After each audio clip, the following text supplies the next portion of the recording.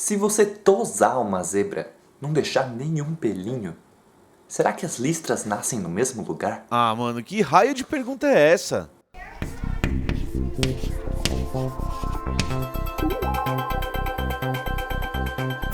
A natureza é muito louca. Em todo canto do mundo você encontra todas as formas e cores, e mesmo dentro de uma população você nunca encontra dois indivíduos completamente iguais. E a biologia nos diz que isso é por causa dos genes. Pá! Gene é como... Os genes são uma receita que produz um bolo e você é o bolo. Então se tem 7 bilhões de pessoas no mundo, tem 7 bilhões de receitas. 7 bilhões de bolos, 7 bilhões de receitas. E cada coisinha que te faz diferente, que te faz especial, que te faz esse floquinho de neve, cada uma delas é codificada por algum gene. Um gene para aquela unha que sempre encrava, um gene para aquela coisa estranha que você faz com o dedão, um gene para cada pinta, um gene para cada listra da zebra. Não tem como. Sabe por quê? Pensa dois gêmeos, portanto o mesmo DNA.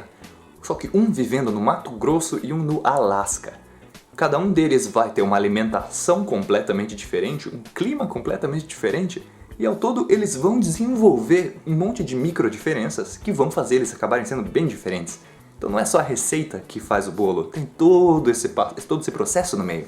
Só que mais importante do que isso é o segundo fator. DNA, por mais complicado que seja, seus genes, por mais complicado que sejam, continuam sendo uma molécula. Uma molécula não tem uma régua, não tem um cronômetro.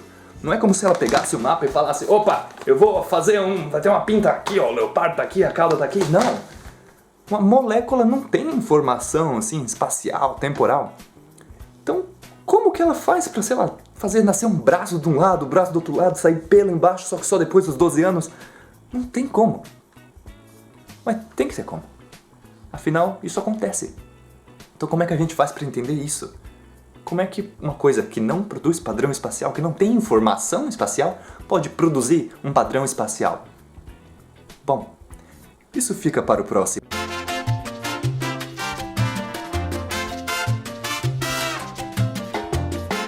Já com nós, Chico, Turing foi o primeiro a tentar explicar isso através da química.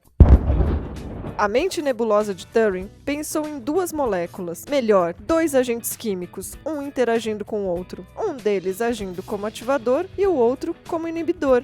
Para simplificar, apaga os agentes do Turing. Tá, então pensa o seguinte.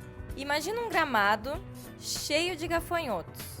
Se uma parte do gramado começar a pegar fogo, os gafanhotos logo vão começar a fugir.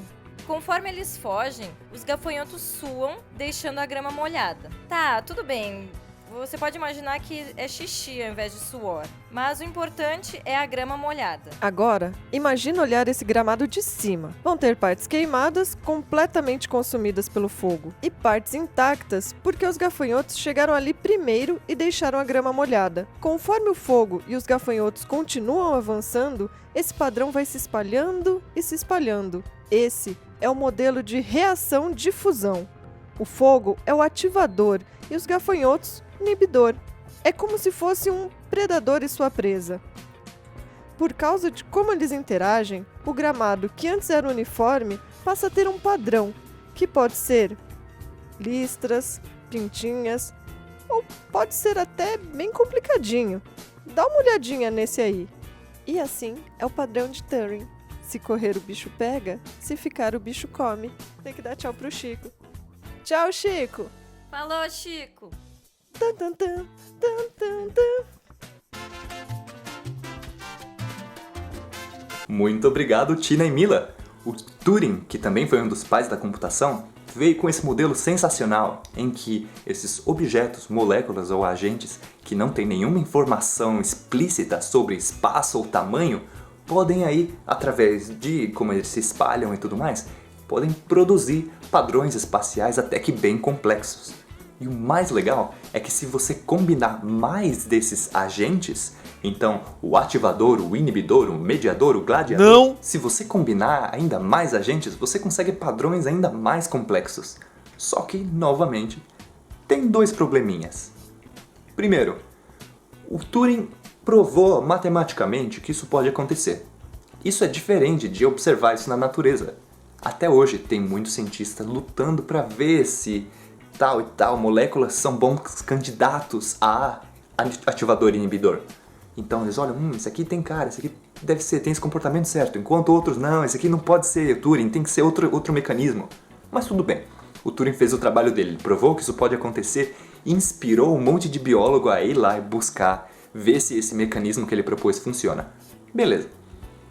Mas o segundo problema, eu acho já um pouco mais interessante, que é o seguinte: no modelo de Turing, esses padrões que a gente observa dependem muito da concentração precisa de ativador e inibidor, de como que eles se espalham. Então, se o fogo se espalha muito rápido, ele vai queimar toda a grama e daí já era. Enquanto se ele se espalhar muito devagar, aí os grilos, os gafanhotos, eles vão se espalhar loucamente, vão suar na grama inteira e daí também já era. Então, e sei lá, se você tiver mais gafanhoto, um pouco menos, tem essa dependência assim nos parâmetros do modelo, nesses numerozinhos que, se tiver um pouco mais, um pouco menos, o padrão que você vai observar vai ser um pouco diferente. Será que esse modelo depende tanto assim? E isso é outra coisa que tem muito cientista também, estudando muito matemático, que está olhando para essa sensibilidade do modelo em relação aos seus parâmetros. De repente ele é muito sensível, ou de repente não, de repente é super robusto e aguenta quase qualquer coisa ali. Mas isso para mim levanta até uma pergunta mais interessante, porque, pensa um pouco, a massa do elétron, a velocidade da luz, todas essas coisas também são parâmetros de um modelo. Então será que o que a gente observa no universo depende muito desses parâmetros? Será que se a velocidade da luz mudasse um pouquinho mais, um pouquinho menos, será que não daria uma coisa muito parecida? Ou daria um universo completamente diferente? Será que as galáxias até se formariam se você mudasse só um pouquinho? Bom, a gente sabe que se a gravidade fosse um pouco mais forte, a Terra caía dentro do Sol. Se ela fosse um pouco mais fraca, ela saía voando. Então, alguma dependência tem. Com certeza tem alguma faixa de parâmetros no qual o universo acontece e uma faixa que não acontece nada. Mas a gente sabe que ele acontece. Então, será que o universo está nessa faixa? Será que os parâmetros desse modelo do universo estão na região certa? E se não for isso, bom, o universo existe, então alguma coisa tem que estar acontecendo. De repente é o nosso modelo que está errado. O que você pensa a respeito disso? Tchau!